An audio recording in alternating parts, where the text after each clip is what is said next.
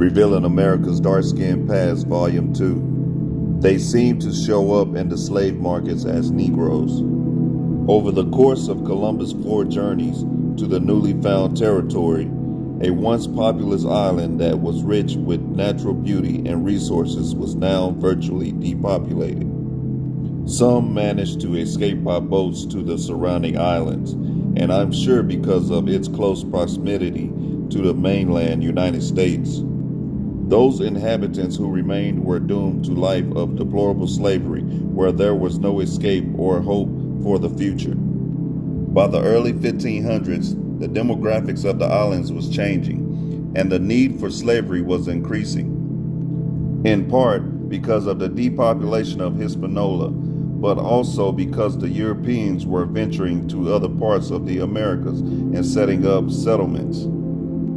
The workers for these settlements became the indigenous people, and over time, slave raiding, kidnapping became the standard to obtain these workers. After 1510, Spanish slave raiding reached out increasingly towards the outer islands of the Caribbean and the adjacent mainlands. Much of the raiding was designed to meet the labor needs of Haiti, where the native population was being greatly reduced, but numerous Spanish expeditions captured Native Americans who were taken to Spain. By the 1520s, slave raiding in Florida and the Carolina coast area was common also. In any case, between the years 1492 and 1501, at least 3,000 Native Americans were known to be shipped to Europe, with the likely total being possibly double that. Most were sent to the Seville area, where they seemed to show up in the slave markets as Negroes. What most people don't realize is Negro was the terminology that was used to describe the indigenous people of the Americas. Up until the 17th century, terminologies that were used to describe people were of non-racial origin because of one's appearance, as a means of identification and specification, was more significant than that of racial ideology. Anyone with a dark complexion, regardless of their country of origin, was called Negro, and along with the misnomer Indian, Negro was also used to define the indigenous people. We make a huge mistake when we apply 21st century sensibilities to terminologies that were created in the past.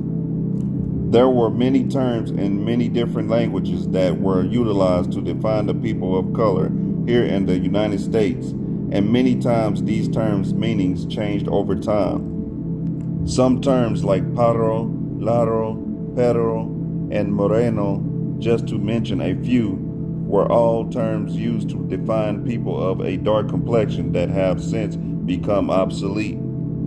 Even the terminology brown, as used to define people, is not used in the same manner it was used in the 1600s.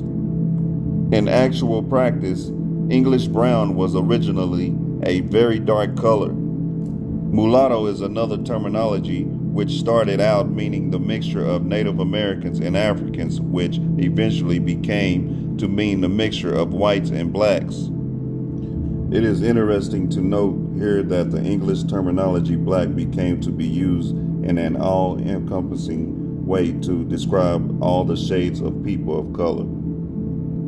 What is also fascinating is how it has been concealed that the indigenous people of the Americas were once considered to be Negroes, that they were the first slaves utilized in the Americas, and in transportation to Spain began what was originally termed the African slave trade, but has since been properly named the transatlantic slave trade. It is imperative to comprehend that up until recent times, the history of the United States and America has been related to public through European eyes, European standards, and European point of view. And as we reread these stories, we must use caution, as these stories depict the changing attitude of the people of a darker complexion, and not necessarily an accurate depiction of actual events. We must comprehend that the changing attitude was a result of the greed of the European and their desire for wealth and to gain and control the newly discovered lands, and their need of a servile population that would help to accomplish those goals. It is equally imperative to comprehend that this servile population, while being categorized as Negro, were not necessarily and in many cases did not arrive here on the slave ships from Africa. The brown indigenous people of the Americas were not only the first slaves used here, but were also the first victims of what became the transatlantic slave trade. Lastly, it is imperative to comprehend that the tens of millions of Native Americans who disappeared after 1492 did not all die in the Holocaust inflicted in the Americas. Many thousands were sent to Europe and Africa, where their descendants still alive. But more than that, those that disappeared did not disappear at all.